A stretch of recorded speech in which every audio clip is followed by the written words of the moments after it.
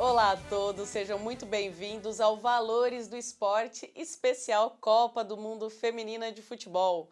Aqui com a gente o professor Dr. Sérgio Cunha. Tudo bem, professor? Tudo bem, você, Magali? Tudo bem, graças a Deus. Professor, hoje a gente vai falar um pouco sobre a história do futebol feminino, né? Afinal, o futebol feminino tem uma história que não é a do masculino, né, professor?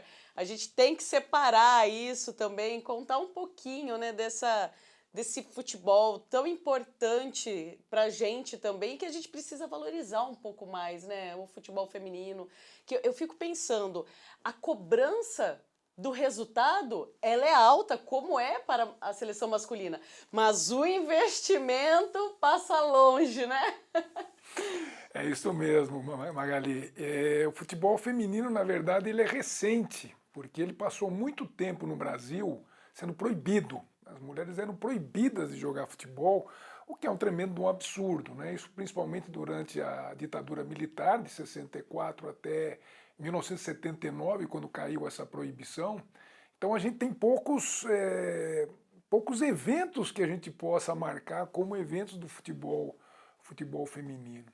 Campinas é um centro que foi um dos pioneiros, né, com o time do Guarani, de muito sucesso no começo da década de 80, de 1980, e a partir disso, hoje em dia, felizmente, a gente tem um desenvolvimento melhor do futebol, mas o que falta realmente é o investimento, né? A gente tem conversado, sempre falado sobre isso, falta investimento para que mais meninas, mais mulheres venham participar dessa modalidade, que é uma modalidade apaixonante, né? No mundo inteiro, em alguns países de primeiro mundo, ditos de primeiro mundo, né, de características socioeconômicas altas, o futebol feminino é mais importante até, o mais assistido, que o futebol masculino.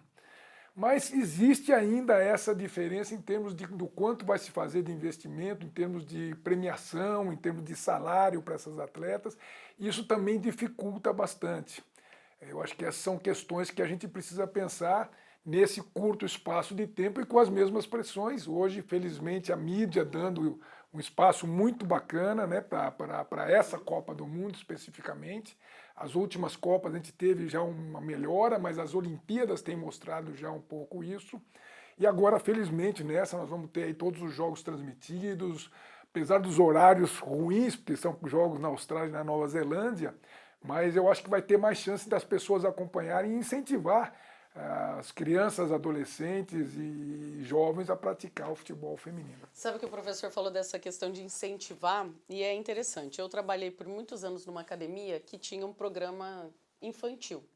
Então, nesse programa infantil tinha um bloco de atividades, a criança ia 3 vezes por semana na academia, e nesse bloco de atividades ela tinha natação, tinha ginástica, tinha multiesportes, né, umas vivências em vários esportes, tinha judô. Só que quando tinha o futebol e o balé no mesmo horário. Então a faixa etária, 3, 4 anos, porque começava com 3 anos, 3, 4, 5, 6, 7 a 10, eles tinham que escolher. Então, obviamente, o que era o escolher? Era o menino ia para o futebol e a menina ia para o balé. Então, assim, e essa estrutura não é uma estrutura que eu tô falando que tá lá atrás, né, que é antiga. Não, ela se repete até os dias de hoje. Então, assim, se eu separo e já faço essa criança de 3 anos entender que ela não faz futebol, ela faz balé, a menina, ela perde essa vivência do futebol, esse aprendizado ali na infância de entender um pouco mais a modalidade, de se envolver com a modalidade. E o contrário também acontece, né? Desse menino não ter essa vivência com o balé, que também é importante. E a gente já começa ali a tirar essa importância do futebol na vida dessa menina, né? Dessa criança que vai se desenvolver. Então, isso também é um problema, né, professor? Eu acho que esse é um problema muito sério, porque quando a gente chega lá no alto desempenho, muitas vezes falta essa famosa ginga brasileira, que nada mais é do que a variedade rítmica que a gente tem com as crianças desde pequena, né? Então a capoeira, a dança, o samba, agora o funk como evento cultural, né, como o ritmo musical da atualidade, o forró no Nordeste. Então isso acaba sendo muito importante para o desempenho, principalmente técnico-tático dos jogadores e das jogadoras. Então a hora que a gente tira isso já no começo, né, além de tirar um incentivo para a prática de várias modalidades esportivas, tanto do lado masculino quanto do lado feminino, por que que o menino não pode fazer dança, não pode fazer balé, do mesmo jeito que a menina pode fazer judô, pode fazer o que quiserem, né, o que tiverem, e tem que experimentar todas essas atividades, porque uma vai acabar ajudando na outra. Então, por exemplo, nós participamos durante a Copa do Mundo do Brasil, em 2014, com um grupo de pesquisadores da Holanda. Nós atendemos mais de 700 crianças no estado de São Paulo. Infelizmente, só masculino ainda naquela época, porque não tinha essa perspectiva, mas a metodologia de trabalho deles se baseava muito no judô, para você ter situações de equilíbrio, força, potência. Sendo que o balé pode dar a questão da flexibilidade, a questão da graça, né? O futebol feminino hoje está num nível, a meu ver, às vezes até mais bonito do que o futebol masculino, do mesmo jeito que acontece no tênis, no voleibol e no basquete. Sem dúvida, professor. Hoje a gente percebe que há um esforço midiático nessa tentativa de fazer com que o futebol feminino tenha mais visibilidade, né, mais aceitação, e dentro dos dirigentes, né, mas dentro do futebol jogo, há também esse esforço para que a modalidade consiga chegar nesse patamar. Não, igualdade eu acho que é bem difícil, mas pelo menos de uma maior visibilidade dentro da modalidade e do futebol espetáculo. Eu acho que precisa ter a oportunidade, né? Falta oportunidades para jogar em bons campos. A gente vê aí o Campeonato Brasileiro de Futebol Feminino, os grandes times muitas vezes não mandam os jogos nos seus estádios, com seus gramados de Copa do Mundo, porque a prioridade é do masculino. Então acho que essa oportunização é extremamente importante para o desenvolvimento do futebol feminino. Mas aí para fazer show, gramado, tudo bem, né? Para fazer show no estádio, aí tudo bem estragar o gramado. Então é cultural, né, professor? E aí a gente acaba repetindo, né? O professor falou dessa dificuldade da mulher que era proibida de jogar futebol. Então meio que a gente repete um padrão de uma maneira mais maquiada, né? Fingindo que não está repetindo esse padrão, mas acaba fazendo essa manutenção de, uma vez que ela não pode jogar num lugar que é um espaço que é muito melhor, que vai comportar melhor os espectadores, né? Para as transmissões vai ser um espaço melhor, isso não vai acontecer, né? E a gente tem, felizmente hoje, bem menos, mas a questão da sexualidade no jogo de futebol feminino que acontecia, né, antes dele ser realmente popularizado, como eu acho que hoje ele já está, de uma certa forma, era só para as meninas bonitas, só para os modelos que iam jogar futebol. Quer dizer, o espetáculo do esporte, ele não está na beleza física, na beleza externa da pessoa, ela está no jogo, na sua movimentação, nas suas ações motoras. É isso que dá a beleza para o espetáculo, né? Não se o homem ou se a menina são bonitos ou são feios, não é essa a beleza do jogo.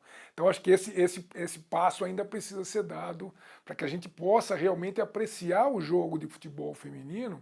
Tem menos força, a bola vai com menos velocidade, as envergaduras, as alturas e as envergaduras são menores, então mais dificuldade, por exemplo, para as goleiras, mas isso está sendo superado com o treinamento e com a oportunidade dada a várias pessoas, a várias mulheres para participar desse espetáculo, né? O futebol é um grande espetáculo, né, Magali? Sem dúvida. Professor, muito obrigada pela participação. Bom, no próximo bloco, então, eu vou conversar com a Carol Paioli. Ela vai falar um pouquinho mais pra gente sobre o futebol feminino. Até já.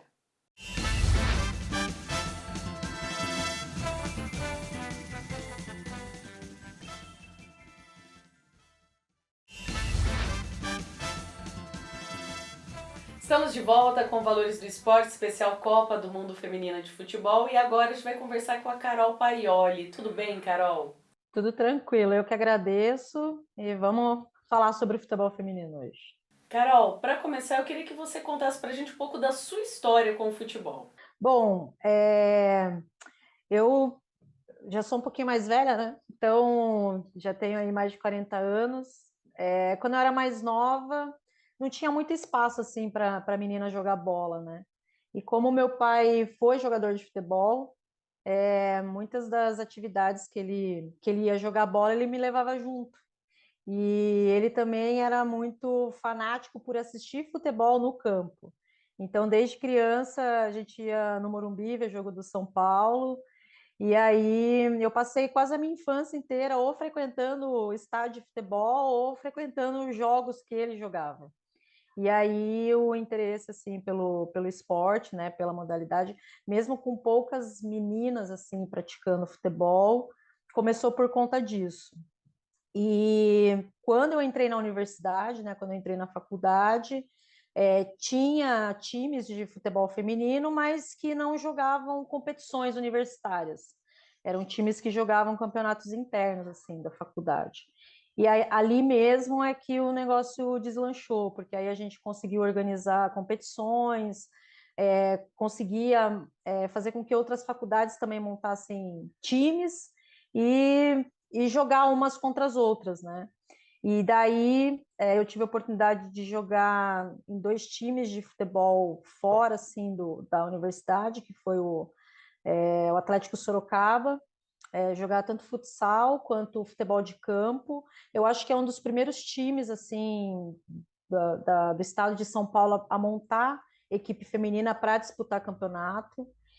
E posteriormente eu fiz um teste na Portuguesa, da capital, né? Que foi também uma das primeiras equipes assim de futebol profissional a dar espaço para o futebol feminino.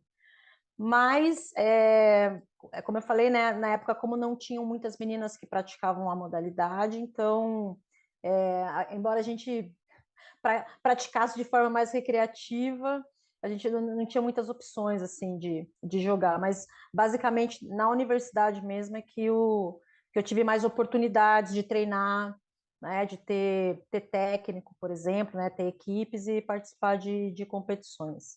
Você falou, né, um pouco da sua participação com as meninas do futebol. Agora eu queria que você relembrasse um pouco lá em 1990, como que era o futebol naquela época? Boa parte das meninas que jogavam futebol de campo, como não tinha campeonatos de futebol de campo, a maior parte delas jogava futebol de salão. Então, teve uma equipe muito famosa em São Paulo, da Sabesp, que muitas meninas da Seleção Brasileira de Futebol de Campo jogavam durante o ano, porque era um espaço onde elas tinham possibilidade de prática, né? Então, a Cici, a Kátia Silene, a Michael Jackson, acho que a Pretinha também. Então, todos esses nomes, assim, dessa década, de 90 principalmente, jogavam futebol de salão para poder manter a forma, né, e disputar campeonatos. O futebol de campo feminino mesmo, ele só foi assim vingar no final da década de 90. E aí sim os grandes clubes assim de São Paulo, né, o São Paulo principalmente, abriu as portas para montar equipes profissionais, né, de futebol de campo, até porque em 96 foi a primeira Olimpíada que teve o futebol feminino. Então, isso ajudou muito na popularização dos times profissionais masculinos, abrir as portas para que as jogadoras da seleção brasileira, que não tinham espaços em equipes amadoras, né, terem equipes para treinar. Tanto que os primeiros técnicos, né, da seleção feminina eram técnicos de times masculinos, porque também não tinha técnicas mulheres, né, não tinha essa formação para trabalhar com mulheres. Então, até o final dos anos 90, para jogar bola, só futebol de salão mesmo. Futebol de campo foi depois. E o futebol hoje? Quais as semelhanças e as diferenças na modalidade? O futebol hoje, assim, o feminino, a gente pode falar que a evolução é visível, né? Primeiro na questão da visibilidade, né? Porque antigamente você não via futebol feminino na TV aberta, raramente na TV fechada. Quando os canais de TV a pago compravam ou Olimpíadas ou Copa do Mundo, as pessoas que assinavam esses canais até poderiam ter acesso, né, a assistir esses jogos. Então, eu acho que a visibilidade também trouxe, assim, um benefício para que as meninas dessa geração tenham vontade de jogar bola e também tenham espaço para jogar bola. Outra coisa é a internacionalização, né? Então, a maior parte, hoje em dia, das meninas que jogam na seleção brasileira, né, de futebol de campo, todas estão no exterior, e em grandes times do exterior, né? Então, tem jogadora que joga no Barcelona, no Arsenal, no Lyon da França, que é uma referência, assim, do futebol feminino. No PSG, né, a Formiga, por exemplo, é uma jogadora brasileira que fez a carreira dela toda na França. A Marta, desde sempre, né, jogou fora do país. Ela se destacou muito porque ficou muito tempo na Suécia, né? E aí agora está nos Estados Unidos. Então, acho que a internacionalização também abriu as portas, assim, para que hoje a profissionalização das meninas, né, acontecesse de forma mais adequada.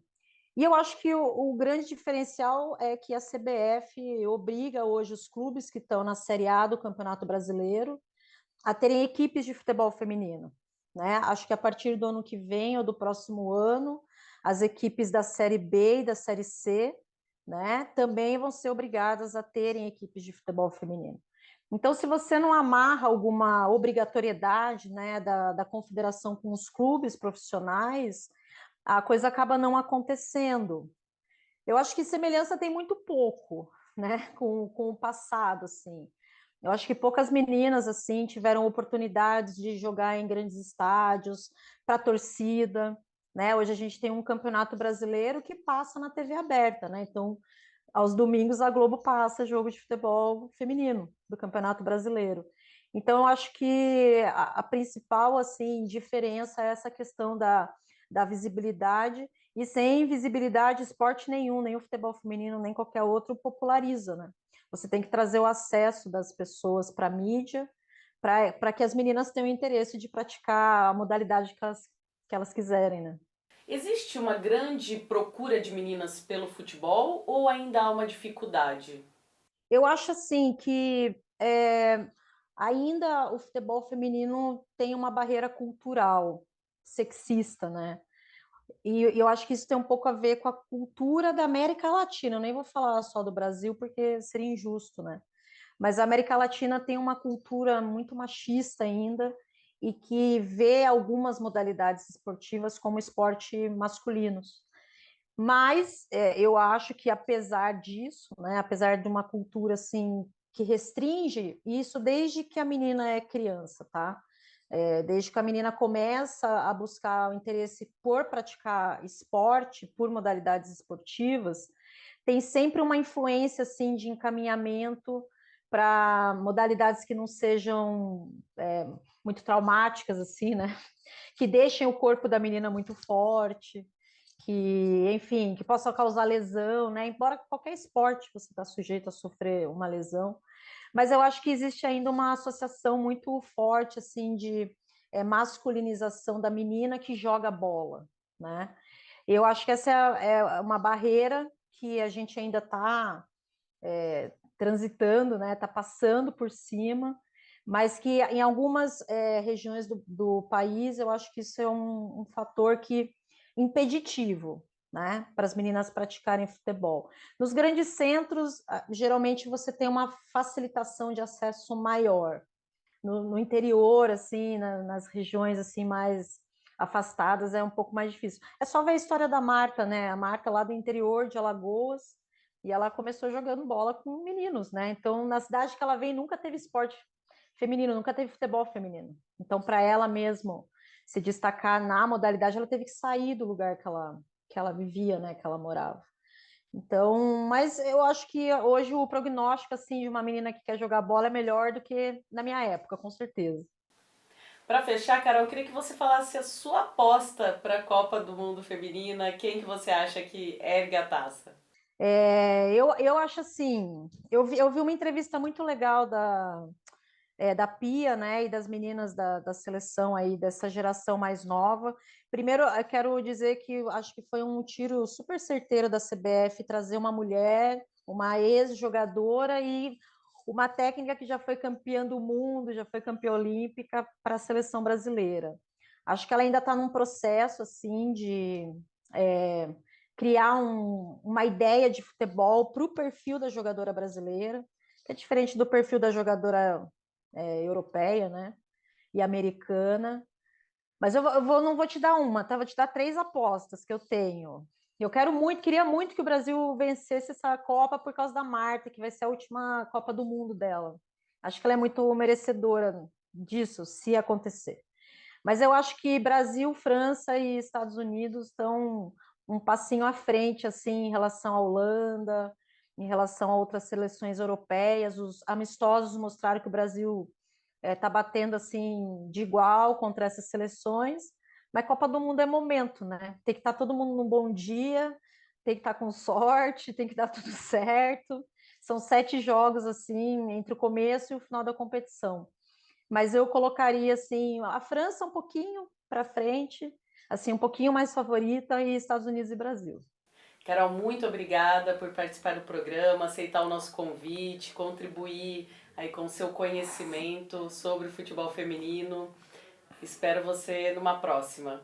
Não, obrigada a você, Magali. E assim, e as meninas cresciam dentro do universo masculino, né, da modalidade. Então, porque as famílias vivenciavam muito o futebol.